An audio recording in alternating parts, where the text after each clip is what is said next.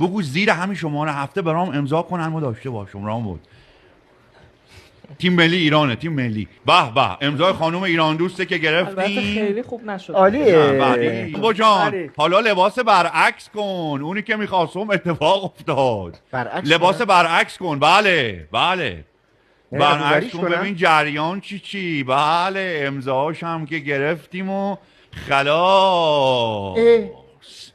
چی نوشته؟ بدین وسیله ما مریم ایران دوست، زهره کودایی، گلنوش خسروی طی این قرارداد اذعان می‌داریم که تا آخر عمر و به صورت کاملا رایگان و بدون یک قرون پول در تیم‌های جناب خان بازی کنیم و حق هیچ گونه اعتراض هم نداریم. قرارداد منعقد شد، مبارکه. محترم این بس رسما بگیرید. شبیه کلاهبرداری ابدا قرارداد بسته شده، اگر هم بخوان زیرش بزنن ما به فیفا شکایت میکنم. آقا